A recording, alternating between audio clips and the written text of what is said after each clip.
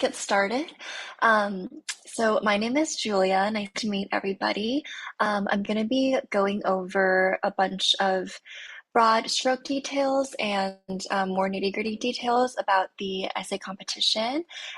There is a Q&A box as part of the Zoom where you can type in any question that you have at any moment. And if the question is relevant to what I'm speaking at the time, I will answer it, try to answer it on the spot. But if it's a question that maybe relates to earlier slides or maybe takes longer to answer, then I will hold off until the end. And then if you have any questions that you didn't get to ask throughout the presentation, I just want everybody to know that we did design a specific Q&A slide at the very end of the presentation. So if you're just somebody who, takes a little bit more time to process and want to ask at the end, you'll get an opportunity to do so too. So let's get started. We're really excited this year to position our competition with basically the idea of having it be a discourse debate, and analysis. So what it is really an opportunity for high school students all around the world to demonstrate their critical thinking skills on a variety of topics, but regardless of the topic, really trying to just generate or showcase your thought process when it comes to any type of an innovative solution or unique point of view regarding contemporary challenges that have real world society impacts. And so before we dive into it, this is a slide that would be worth screenshotting because it has very important dates that will be relevant to all of you. So the submission deadline is going to be May 10th, 2024, May 10th, 2024. And so it's going to be, today's April 13th, so a little bit less than a month from today. And the results will be announced June 20th, 2024, and we will be hosting the awards ceremony and dinner at the University of Cambridge on July 30th, 2024. And I do want to mention that all of these dates are calculated in the UK time, so try to be mindful of the time zone difference between where you currently are located and the time that we close our deadlines. And again, we are closing those deadlines, with regards to keeping in mind just the UK time zone. And so students that are between the ages of 14 and 18 are welcome to apply. These age ranges are really much less of, restriction or emphasis compared to the general idea is that we really want students who are, submitting their essays to be enrolled in their high school studies at the time of submission. So if you, happen to have attended high school earlier, let's say you're 13, or if you're 19, but you're still enrolled in high school, you would still be eligible to apply. But you do have to be enrolled in high school by the time you turn in your application. And so what that also means is if you're taking a gap year, if you're not enrolled in high school, then unfortunately that would not, then this competition wouldn't be a competition for you. All right, so this year's essay prompts are contributed by Oxford, Cambridge, MIT, Brown, Harvard, and UC Berkeley professors. We are super excited to have these professors, come from really the forefront of the expertise of whatever field of interest that they're doing their research in, and to be able to engage in a discourse with the younger scholars that are up and coming, that are currently at the high school level. And so in addition to the prompts that are contributed by these professors, we're also very excited that we will be hosting the awards ceremony at the King's College at the University of Cambridge on July 30th, 2024. It will really be such an exciting opportunity for you to not only meet the peers, but also, learn about more research that other people are doing at the Academy, as well as this next slide. So we will have Nobel Prize winners of the past be joining us either virtually or in person at the dinner, and this is super exciting. I think it goes without saying how phenomenal it is, to be even reading the works that these people have written, but to be able to sit at the same dinner table and, really be able to um, share your own knowledge and have them recognize you as somebody who is an up and coming scholar is just really once in a lifetime opportunity. And we are so, so, so, so, so grateful and elated that all of them are super excited about this competition and are going to be joining us at the awards ceremony, either through a virtual format or in person. So, going more in depth into the awards, there are three tiers of awards that we have on this slide. So, the first tier is going to be the global recipients of the Golden Prize. And so, that prize will constitute 10 recipients, and with that gold position, you will get 150 US dollars cash reward, as well as 500 US dollars of Academy scholarship that you can use toward either the Future Scholar program or the one-on-one mentorship program that we host here at the CCIR Academy. If you would like more information on what the Future Scholar program and the one-on-one mentorship program are, please feel free to check out our website and sign up for one of those Q&As. And you will also receive a digital award certification as well as an invitation for a feature interview on the podcast that we host, which is part of a network of all the professors that work with us, as well as again the invitation to the award ceremony and the dinner. And I have a question here. So the student is 18 and have already finished high school but have not entered college yet. Yeah, so that's actually a question that we get a lot. Unfortunately, I did double check with the organizers of our competition, and they do stress that you have to be enrolled in high school at the time of submission. And so, in addition to the gold prize, we also have a silver prize and a bronze prize. So, gold, silver, and bronze, we will get 10 global recipients from each of these categories.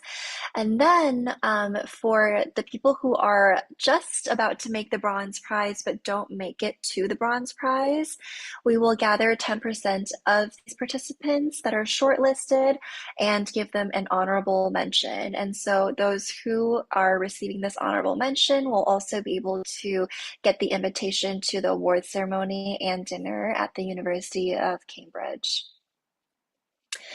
In addition to the prizes that I previously mentioned, we also have three special prizes. So that's the Logos Prize, the Pathos Prize, and the Ethos Prize. And so for the Logos Prize, Logos is really talking about the logical structure of your paper. And so how well are you able to string together your argument, regardless of what the content of your argument is, right? So what that means is it doesn't really matter if you're arguing for or against whatever prompt that's given, so long as your argument is compelling. The next one is the Pathos Prize, and Pathos is really talking about rather than the logical appeal of it, it's the emotional appeal of it, right? So is your paper able to evoke sympathy, empathy, or passion? And what are the aesthetics of the paper, right? Does your voice really come through, or does it just, seem like a piece of generic academic writing, right? Hopefully, as you are putting together your piece of writing, it's also going to be something that conveys your own personal tone, and it's going to be, aesthetically compelling. The last one is the Ethos Prize. Ethos is really talking about, the research that goes into writing your paper.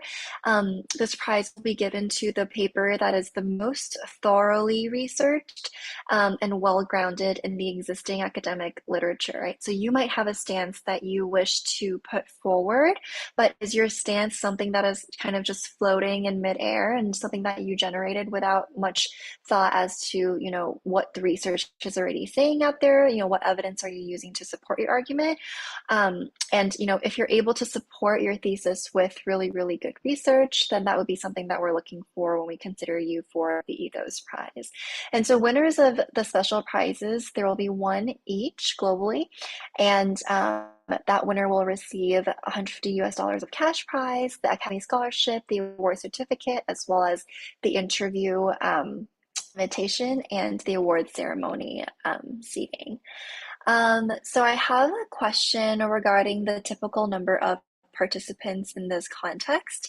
Yeah, that's a really great question. So I would say that usually the number of participants that are submitting essays to this contest are in thousands. We've already received like an overwhelming amount of essays, and I would say that up until now, I don't have the specific number, but it's already in the thousands that we already have these essays. The next one is, for students who are currently homeschooled, as long as you are continuing the homeschool within the high school curriculum, then you are able to apply. Great questions. So the next one is the judging criteria. So how we do the judging of your papers is that we go through a double blind review. So what that means is, as a student, you are not going to be able to get the identity of the professors who are going to be critiquing your paper. And as the professors, you do not know the identity of the students whose paper you are reading. Number two is that we really, really, really are looking for original ideas. And so we understand that we're asking you to do a lot of, existing literature research, but are you able to put it together in a way that showcases really effort into your own critical thinking and, something that, maybe you're making connections within existing research that people haven't made before, right? That would be very interesting. And the next one is, you can have the most creative thought, but how are you able to put forth this thought to your audience in a compelling way, right? So what is the quality of argument and your writing? And I'm going to go into this in a lot more detail in a couple of slides. The last but not least point is in order to ensure that this is really something that is an original piece of work written by you, we have a very strict policy against plagiarism and the use of AI writing assistants. And so what that means is that your work has to be solely your work. And if you're using anybody else's ideas, please, please, please make sure you do the due diligence of citing your sources, both in text and in the references section of the paper. And regarding AI writing assistants, we know that, any type of chat, like form of ChatGPT or any form of AI writing assistance is very prolific these days. And so we do run it through our own software that is able to pick up on that writing assistance, just to make sure that your work is entirely your own. And just going back to the whole premise of why we're having this competition, if you're writing a paper to win an award, it's sort of, I would say, goes against the premise of why we're asking you to write this essay, right? We're really wanting students to write this not just so they can, have their work be recognized, but really as an opportunity for you to exercise your critical thinking skills. So that is really what we're going to be looking for. All right, so now we're going to dive into the section on essay prompts, and please let us know if you have any questions regarding any of these prompts. So the one question that I have right now is, will other charges to attend the awards ceremony dinner be borne by the college, or is it on the student to pay? Yeah, so unfortunately, we don't cover the expenses regarding, traveling, hotel, or any of those things, but we are, responsible for everything that happens at the dinner. It's just how you're going to get to the dinner, and the hotel and expenses are not going to be covered by the academy or the college. Yeah. All right, so diving into the first essay prompt, this prompt is contributed by Dr. Wydra, who is a professor in politics from the University of Cambridge. And so he is inviting you all to reflect on, why has religion remained a force in the secular world?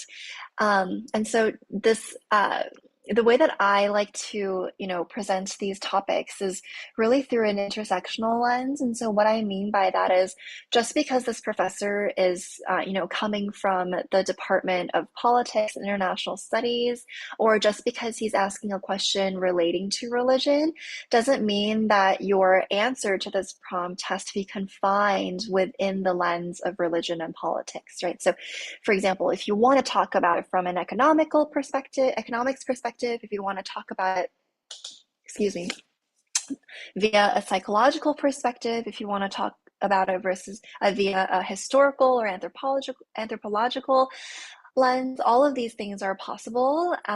And I think that really hones in the idea that we really want your responses to be as creative as it can be, right? And just so everybody's on the same page. So on the slide, not only do we have the prompt, there's also a section that says professor commentary. And so that's really a way for the professors to jog your mind as you're thinking of how you're answering these questions, right? It doesn't mean that you have to touch upon every single question the professor is asking, or if in the commentary section, or you're thinking like, oh, is my response just confined to what the professor's commentary is? No, like this is really just a springboard from which you're able to craft your answer.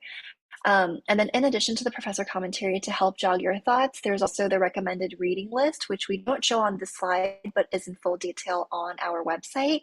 And so through the recommended reading list, you'll be able to get some sources to start you off again, your brainstorming process, or even as you're writing your paper, if you want additional resources, this would be a way for you to, get those resources. The next prompt is by Dr. Malik from Harvard, and she's asking us to reflect on the arguments for and against prison abolitionism. So this is, even though she's coming from Harvard University, it doesn't mean that this question is, solely confined to the US legal system. You can really think about it, because this is a global competition, and, all of you are from all corners of the world, which is what makes this competition so exciting. And so we're really asking you to feel free to, contextualize these prompts within your own cultural, societal, and political context.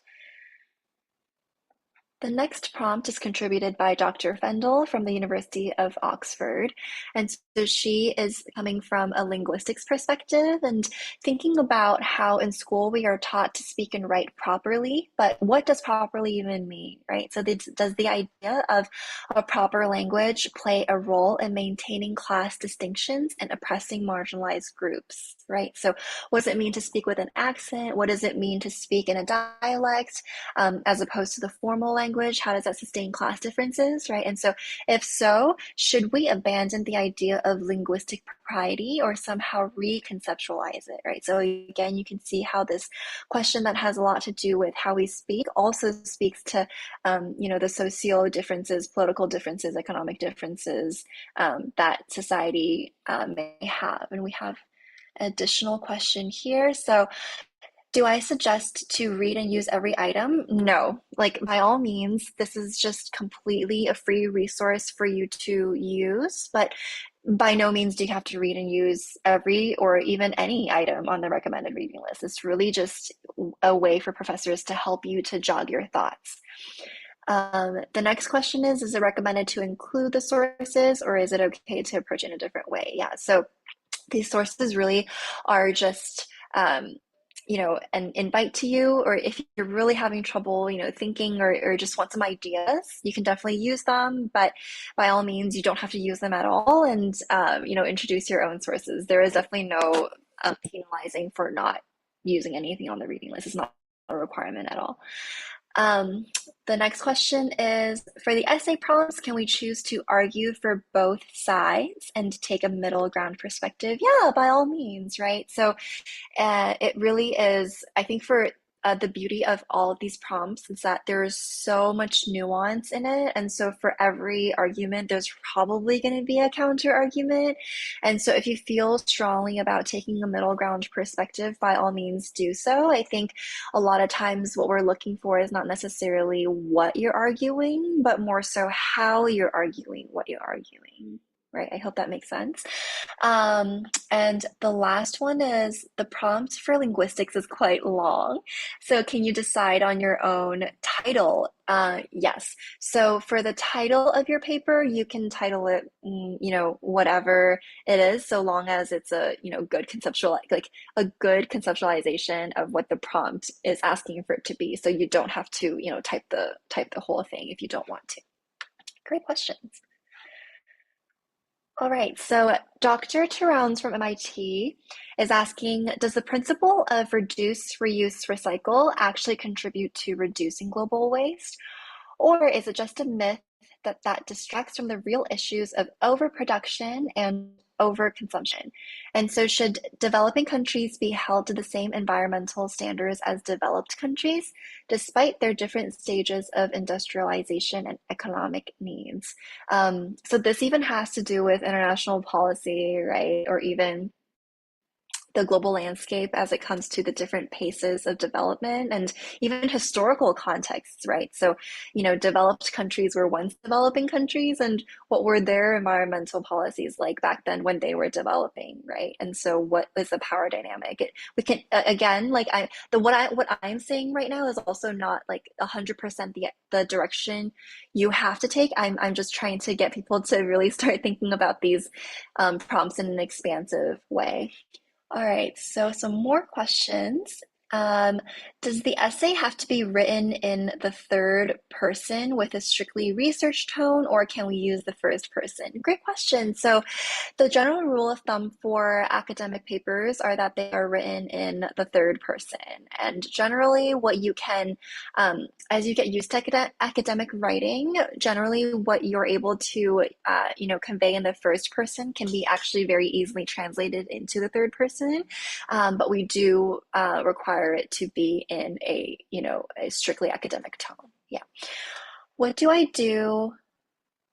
Okay, so the next one is, what do I do if my own viewpoints are marked as plagiarism, even if they aren't? Yeah, that's a really good question. So, plagiarism, a lot of times, I guess I'll answer it this way. So, when sometimes you have an original thought and you're like, wow, this is a brilliant original thought, and then you go online and you realize that 500,000 people have already had the same dream or the same original thought. So, it is very difficult for you to have a 100% original thought given just how many people have been in the history of existence. But at the same time, for the sources that you're using or people who have inspired you to maybe have this idea, or maybe you're doing this research and you realize that people have already had this idea, we do recommend you to, this is why the research portion is so important. You really want to be able to thoroughly read your sources and make sure that wherever you can cite things, that you're citing them, right? My general rule of thumb is always oversight, then cite. Yeah. The next one is, for the second question, how should I incorporate my own ideas when the question is asking what the arguments are for both sides? All right, so I'm going to paraphrase this question. It means that if the prompt is asking you, what the arguments are for, or what the arguments for this whatever idea are for and against, then how do you incorporate your own ideas? So I would say that what you want to do is, if I'm writing a paper and you're writing a paper to the same prompt, right, of what are the arguments for and against, the arguments that I'm presenting for and against might be different from the arguments that you're presenting for and against, right? And the way that I structure these arguments in such a way that conveys some type of a thesis that I'm trying to convey to you is going to be different than what you're trying to convey. So it's not that you have to reach a neutral stance and you have to, be like, this is stronger than that one, or that one is stronger than this one.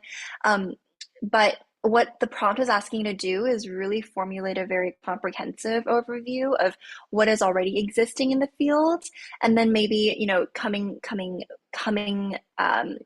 to a conclusion of some sort of your own take on, what the field is already arguing about that prompt. I hope that makes sense.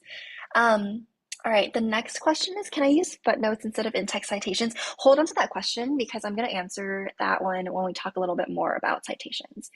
All right, then the next one is, do you have to mention sources in the essay, or can you do it at the end? Yeah, so we'll talk about that later too. How much scientific jargon should we use, and is it fine if it isn't completely in technical language? Yeah, so I mean, a general rule of thumb is, does your paper read as an academic paper, right? So you don't have to fill it with jargon. And I honestly think that a good piece of academic writing should be, completely comprehensible to just a random person down the street. If you're writing a piece of paper that is so dense that the person who's reading it has no idea what you're talking about, then it's probably not as good of a piece of writing, right? So I don't encourage you to fill it with jargon, and but at the same time, try to not write it in a casual tone, if that makes sense. All right. So then the last one that I'll answer before I move on, is, can you, although you can view the problem through different lens, should you primarily demonstrate knowledge in the field you are entering? Yeah. No. The answer is no. There's no strict requirement on, like, for example, this question that I have on the slide here, right? You're not required to be an expert in the field of environmental studies or sustainability to answer this question. Like, if you want to take this question from a purely historical perspective, please feel free to do so, right? So that's where, like, the originality, creativity, and all that stuff comes in. All right, so the next question is from Dr. Guzel from the University of Cambridge, and she's asking about artificial intelligence and specifically, how will AI change our understanding of beauty, right? And she's really thinking about it through the ideas of, Snapchat filters, deep fakes, ways of manipulating our image such that there is some sort of a deviation between what we see on screen and what we experience in real life. So how will AI change our understanding of beauty, and how does the prevalence of AI in our lives cut across our understanding of beauty, since it is everywhere and it'll only be ever more increasingly prolific. And due to these different distortions or changes, these technological advancements, are there sort of ethical, or what sorts of ethical and political consequences will this have, right? So specifically in her commentary, she talks about social categories such as gender, race, class, age, or disability, or able-bodiedness, right? So when we talk about Snapchat filters, for instance, right, what are these filters going for? Like, for example, some filters might be going for bigger eyes, but in what societal contexts are bigger eyes seen as more beautiful? And is that highlighting a power dynamic that different countries have within each other, different cultures have within each other? So um, it's a very interesting prompt. Like, the last question that I have for now is, how are academic papers different from scientific papers if we are selecting a STEM? Yeah, so when I say academic paper, it covers all academic fields, right? So scientific papers are a form of academic papers. So there isn't really a difference. It's just writing in a formal way. Great question. The next prompt is by Dr. Agazi from the University of Cambridge. So his prompt has to do with business and investment. So, do overvalued startups with unsustainable business models negatively affect competition and the overall health of the economy? Or are they rather just the regrettable but unavoidable bad apples in a financial and economic system that is rational as a whole? So, to rephrase this prompt, it's really talking about the varying qualities of startups.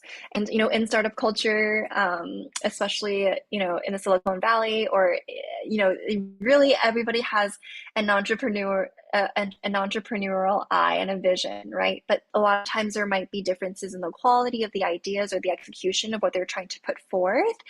And so, is this variability in quality something that actually boosts the economy, because it boosts creativity? Or are we supposed to have more of a quality control even for these startups? I'm going to look at the chat one more time because it's popping up with a bunch of questions. So, is it acceptable to mention the limitation of researching or writing this essay in the caveat part? Yeah, of course. So a lot of times in papers, there will be a limitation section, because you're reflecting on what you're writing, right? Because all of us are limited by our own perspective. We're limited by the research that we're doing. The researchers that we're reading are actually limited by their research and wherever the funding their research is going into. So there's always going to be limitations. So definitely it would be acceptable to mention the limitations. Can I put diagrams, demand supply diagrams in my essay? Yes. Since there is a possibility that individuals will have similar arguments, how can one be able to distinguish themselves? That's a great question. So, again, I think that even if you and I are, let's say, we both agree that reduce, reuse, recycle is not working, right? But the way that I argue and the way that you argue is bound to be different because I'm a different person from you. I have a different tone. I have a different, the articles I'm picking are different. So in no way will our two essays be the same. So it's less about the content, like what you're arguing, and it's more about how you're arguing what you're arguing. The next question is, can we take multiple perspectives, for example, economical, psychological, historical, and combine them to form our conclusion? Yeah, definitely. And that's sort of what I've been really encouraging everybody to do, is to think about it through a very, dynamic lens. How many words is the minimum and maximum limit? Great question. I will answer that in a couple of slides. How can one find out what the limitations in research are on a certain topic? That is something that you will have to, learn through the academic paper that you're writing. It's really hard for us to, kind of be like, okay, you go here, and that's where you will see the limitations. It really comes from your own reading, your own critical thinking, and a lot of times, I will take psychology as an example. So if you read psychology papers, academic papers, a lot of times there will be the abstract, the introduction, the methods, and then there'll be conclusion, and then there will also be a limitation section, right? So a lot of times those limitation sections are embedded in the articles, but for what you're discussing, how can you find out what the limitations in research are? Will really have to, stem from your own critical thinking. Great questions. Are diagrams allowed in our essays? Yes. The next question is from Dr. Landry. Discuss the conflict of sustainability, agriculture, and human health. So her commentary is very interesting. This is a very interesting one. So, global climate change and the extreme weather patterns it induces, right? So, for example, it being too hot and then too cold, or really having that like weather volatility, is compromising the quality and availability of land on which we can grow food. Right. Furthermore, the strong backlash against GMOs, so genetically modified foods, where there's articles that came out being like, don't eat GMOs, it's dangerous for you, right? So there's a lot of societal backlash against GMOs, slows the progress of bioengineering resilient crops, right? So on one hand, there is environmental danger of, not having enough lands to grow crops. On the other hand, you have backlash against GMOs, right? So what do we do? So do the benefits of implementing new genome editing techniques for agriculture outweigh the societal backlash of advancing technologies and bioengineered crops? So what that question is basically saying is that, do the benefits of feeding more people with GMOs outweigh the societal backlash of people thinking that GMOs are unsafe, right? And so if regulatory and societal backlash slows progress in GMO engineering, what populations are most affected by the resulting malnutrition and food scarcity effects, right? So this last question has more to do, if you want to take it from a economic perspective, political perspective, right, social perspective. So if we're not going to go for GMOs and there's food scarcity because of global warming, what populations are going to be most affected by this food scarcity? And we have a new question. So, is our research expected to be completely based in academic reading, or can it be done through articles online? So usually for formal academic papers, we encourage your sourcing to be from academic reading, and that can include books, that can include journals, that can include academic articles. So for example, don't cite Wikipedia, don't cite your BuzzFeed articles. All those things would be a little bit less formal and less academic, if that makes sense. And the reason why that is because but when academic journals are put out, these journals are put through a very rigorous peer review process. And what a peer review process means is that, basically experts in the field come together to judge whether or not this article that's being put out is ethical, and also whether or not the arguments that is put forth are valid, like whether or not there was enough research that went to it to formulate this article. And unfortunately, Wikipedia, BuzzFeed article, those platforms just don't have the same rigor, and so we don't really consider those to be reliable sources in academic writing. Is there a specific format? Yes, I will go over that later. After submitting the essay, can we publish it somewhere else, like on social media or Google or any other places? Yeah, it's your article, so you can do whatever it is you want with it. Can we title our paragraphs with subheadings based on its content? Yes. What age group? So earlier I mentioned 14 to 18, but it's really less about the age and more about the high school enrollment. So as long as you're enrolled in high school, that would work. Do we need to write a balanced essay or one-sided essay? So again, there's no strict rule. You can argue it however way you want. Again, I'm going to say this multiple times, probably 100 times by the end of this presentation, but it's really less about what you argue and more about how you argue it, right? So it can be balanced, it can be one-sided, whatever. Just focus on how you're able to put together your arguments. Please recommend free sources for academic articles. That's really good. So I think in general, people use Google Scholar, and I know that you mentioned beyond Google Scholar, but Google Scholar really is such a good resource, especially if you know how to use it. And what I mean by that is, there's for example, there's like a date range that you can use. There's also different types of, you'll get like checkbox on the side. It really depends on what you're looking, but Google Scholar really is a good one.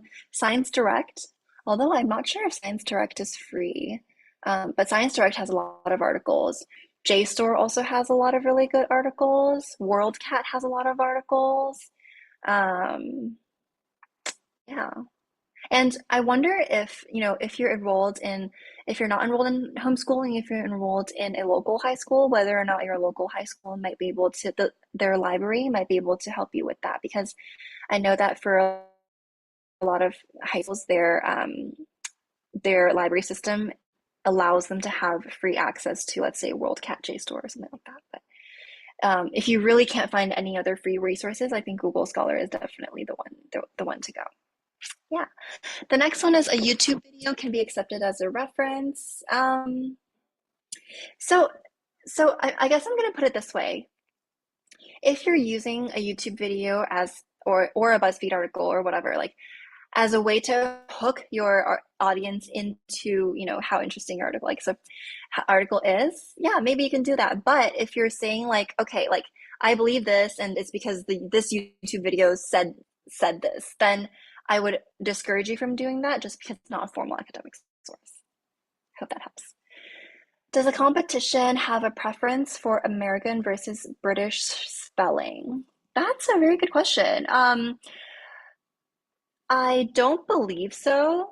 I don't believe so. And also it's because our professors there's professors from the UK, there's professors from the US.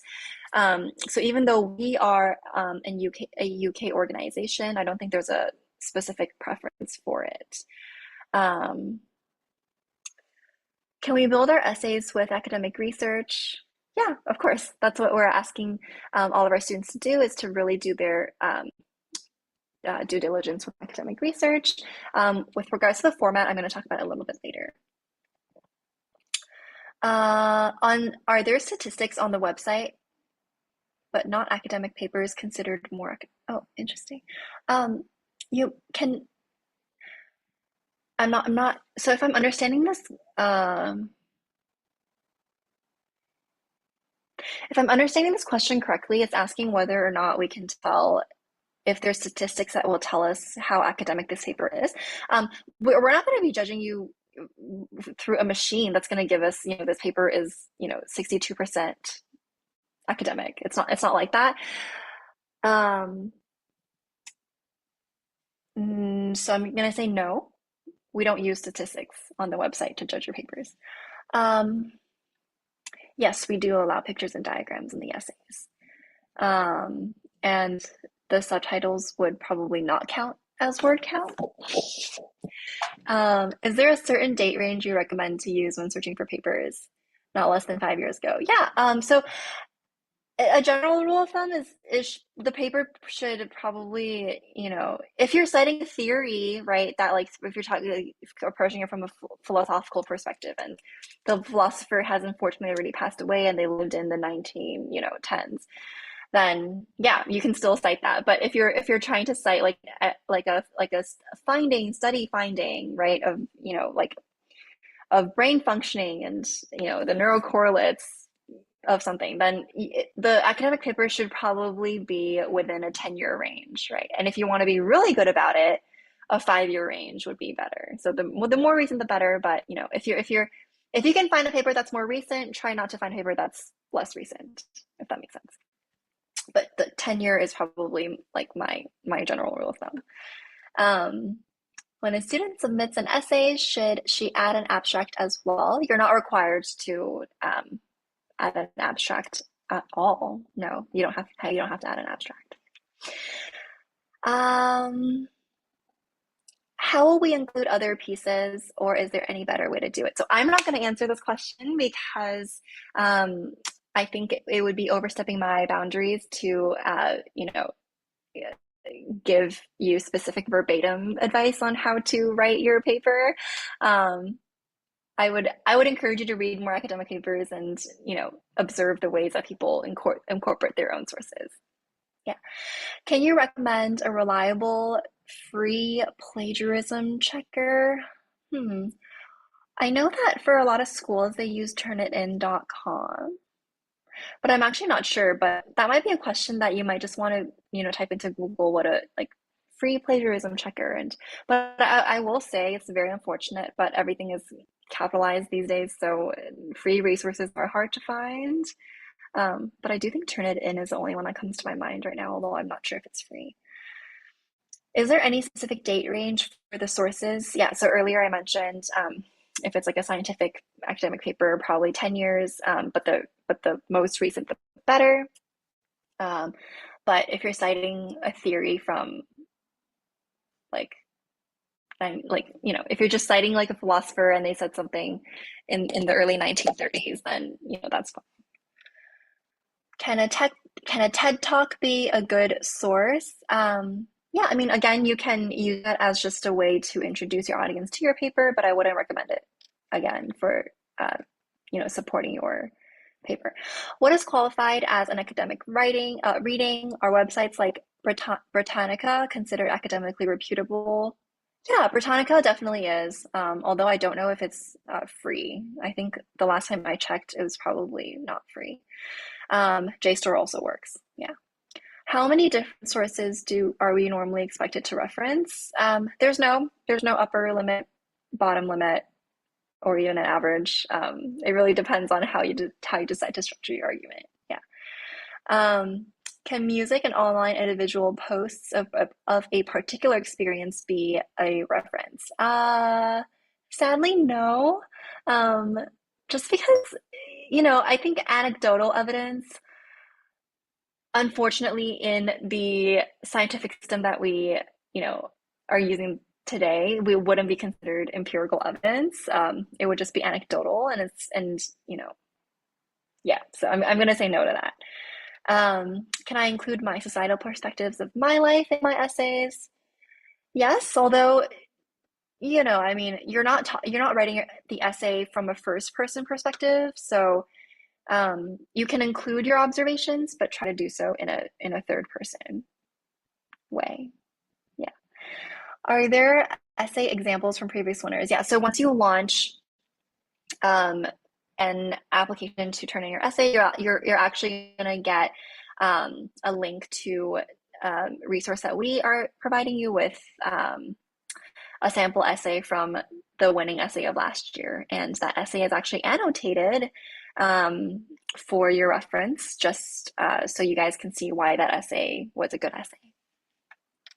Are there any past essays? Yeah, so that's the essay that I just referenced to. So once you launch your own application on our website, you'll be able to see that. Are the quality of sources also included in the grading criteria?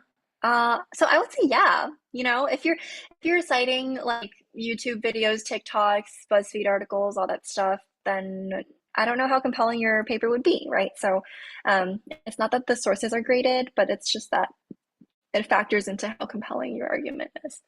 Can we cite a source in a different language than English? Yeah, sure, of course. Yeah, you can definitely do that. But just to keep in mind that this is an English essay, and if you're writing your paper in, like another language, that probably won't get you very far because unfortunately our professors aren't capable of, reading papers in other languages apart from English. Can music and online individuals post a particular experience be as a reference? Um, yeah, so I think this question is getting asked a lot, and so I don't want to like repeat it too many times, but we're gonna stick to academic sources as a way to support our papers. How do we indicate that there was some form of a limitation in the research? I'm also not going to answer this question because I think that I don't want to give you guys a verbatim way of how I write my essays. That totally defeats the purpose of this argument. But if you go ahead and you read academic essays that are out there, articles out there, you will get a taste of what they mean by limitations of their research. Yeah.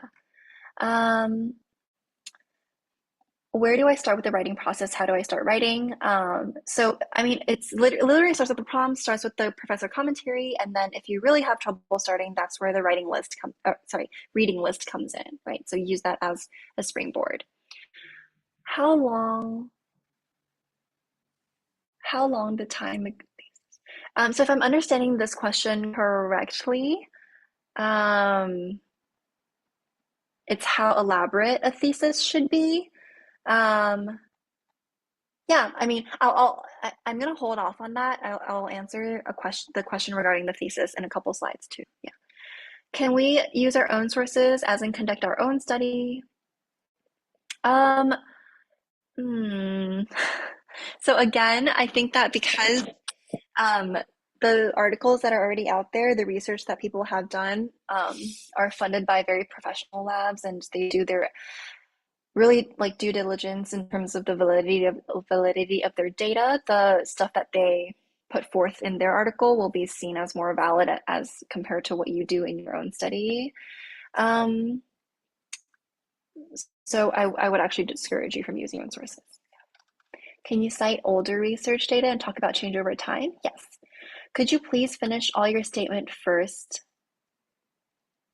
Oh, yes, definitely. All right, so let me um, let me go through this slide first, and then I will actually continue with the questions in a little bit, just because not everybody can stay until the end of the hour. Great. All right, so Dr. Kozgan from Harvard University is asking about gene therapy.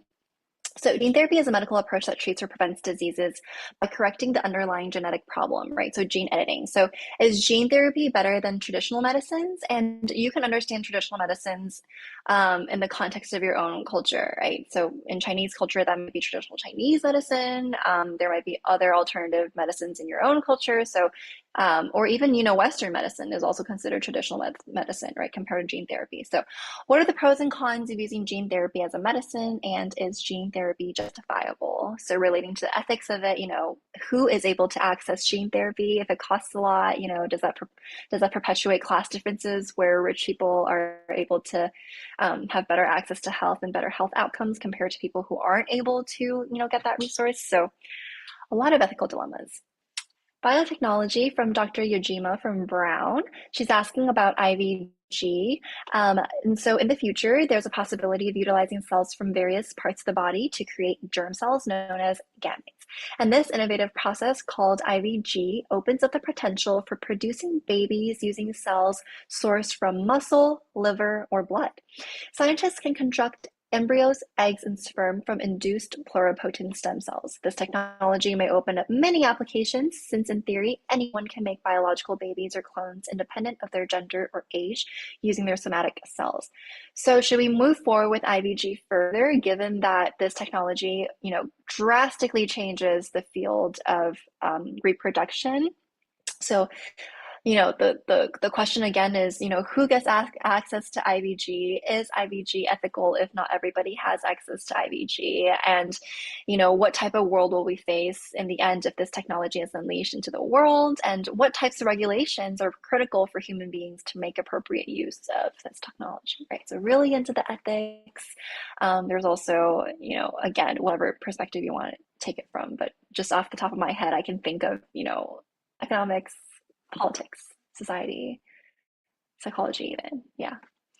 Dr. Kinerick from Harvard University, is AI-driven data mining serving us better, or is it overriding our privacy? So, with all the training material that AIs need to be able to uh, better optimize their algorithms, is it, really a way of let me reword this. So is it really an advancement to human society, or does this advancement really come at a cost of our privacy? And so are there any ethical implications to it? And the professor commentary is very long. For the sake of time, I'm not going to read it, but it is, again, fully there on our website. Dr. Detmer from Harvard is asking about the incorporation of neuroengineering into healthcare. So breaking down the boundaries between humans and machines, some of us can already be considered to be human smartphone hybrids, right? So researchers in the tech industry are developing better and better approaches for breaking down the boundaries between humans and machines. So I'm even thinking about, for example, Elon Musk and when he's thinking about inventing the Neuralink, right, inserting chips into our brains. So will we become superhuman and immortal if we really morph technology and, into our human body? And if we can do so, right, do we even want to do so? What are the ethical implications of us doing so? And so he's even thinking about, Parkinson's disease with regards to deep brain stimulation, which is where you put an electrode really, really deep into your brain to stimulate the dopamine secretion so that it really alleviates your movement problems. That's already a form of technology that we use inside the brain, right? So that we can alleviate symptoms. And so what are the limits of those technologies if it keeps developing, and what are the ethics surrounding that? So a good essay, number one, effectively communicates a very clear and compelling thesis. So this answers the thesis question that a student asked earlier. So what is a thesis, right? So a thesis is really your stance on the topic, right? So even if the prompt is asking you just to provide evidence for and against, right, there's no point of asking you to write this essay if we can just, create bullet points of evidence, because then you're just a machine that's putting forth, arguments. With regards to these arguments that the field already has, what are your thoughts about where the field currently is? What are your thoughts about how compelling this evidence even is? What are your thoughts about whatever it is about, this research? Clear and compelling means if I have to read your paper and I don't really know what you're arguing until paragraph 3 or maybe even page 2 of your paper, that's probably not a very clear and compelling thesis. In general, there's an introduction paragraph to your paper, and usually in that introduction paper, the reader should get a pretty good idea of what you're trying to argue, right? So, what I do for the papers that I personally write is if I can take a highlighter and I can highlight the thesis in one sentence or 2 sentences, that's going to be a clear and compelling thesis, right? So I don't want to be looking all over my paper and, being like, okay, I think this person's trying to say this, but then later they say that, but then what is the overall title? If you're really having trouble putting it all together, just try to rewrite it and make it more clear and compelling. All right, the next one is providing thoughtful analysis and evidence to support its arguments. So again, try to stay away from anecdotal stuff, try to stay away from not formal academic resources. Do your thorough research, right? A lot of times you might be reading 80 articles and only including 10, so you really want to be able to sift through what makes sense and what is the most valuable to your argument. And then you really want to analyze, just because you're including this piece of evidence doesn't mean that this piece of evidence is now the golden truth, right? There are still limitations to that evidence, and that's going to be where your critical thinking skills come in. Number 3, maintains a well-organized structure with a logical flow of ideas, guiding the reader through a coherent and engaging narrative. So logical flow is actually super, super important because I'm sure you are not unfamiliar to the experience of reading a paper and really scratching your head and asking yourself, what the heck is this writer writing? And a lot of times it's because the points don't really string along to each other. So you're like, how did I get from this paragraph to this paragraph when they're talking completely about different things? Like, what is the relationship between these two paragraphs, right? Or even within a paragraph, how do I go from this sentence to this sentence? It doesn't make sense, right? So make it make sense. And then I do want to stress that a lot of times, because there is a word limit, and I'll talk about that later, but because there's a word limit to these essays, if you can, convey an idea in 2 sentences, don't convey it in 5 sentences. Real estate is precious, right? So you don't want to be redundantly, you're saying the same idea in 5 different ways, but like back to back. Why are you doing that? That's also not logical. If you finish the point, move on. And then when you start the next point, just talk about how it connects, right? So make it concise, make it compelling, make it logical. The next thing is demonstrate a mastery of language, employing precise and powerful words to convey its message effectively. So think not only about the structuring of your essay, but also in your sentences, what words are you using to best communicate your ideas? If you find yourself using the word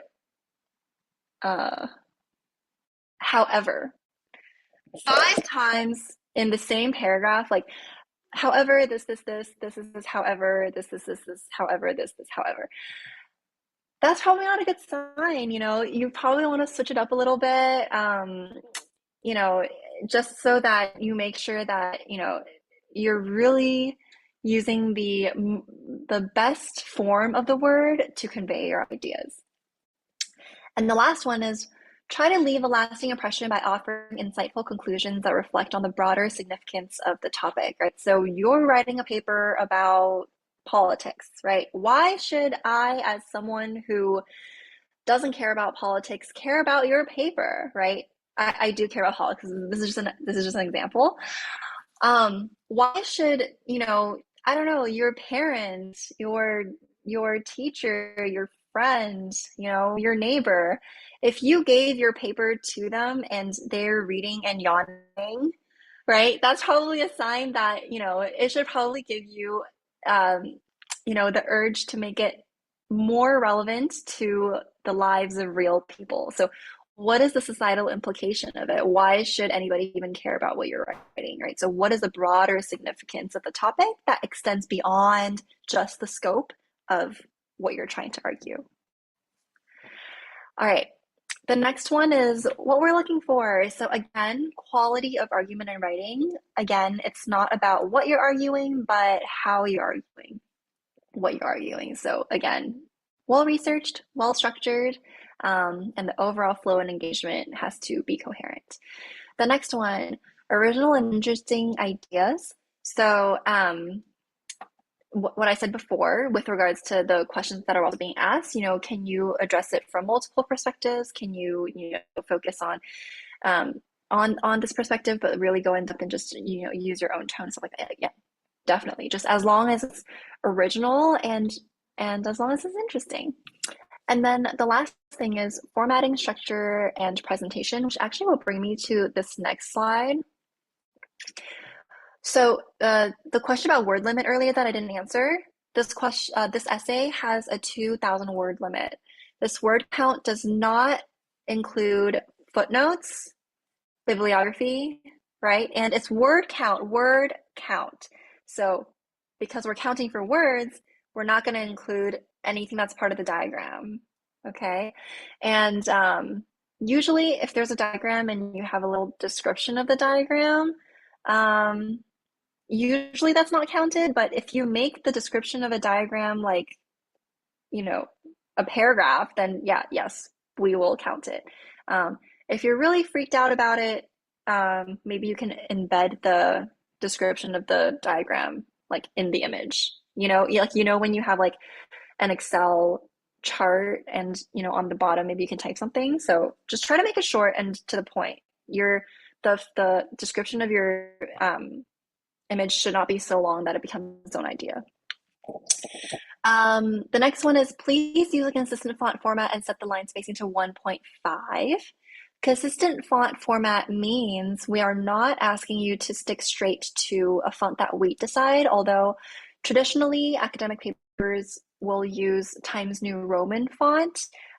We're not asking you to stick to that, but please choose a professional font, which means if you are writing your paper in Comic Sans, that's probably not the best idea. You want your paper to look professional, right? And so you want professors to take you seriously. So use a font that when you look at it, you can be like, okay, that looks professional.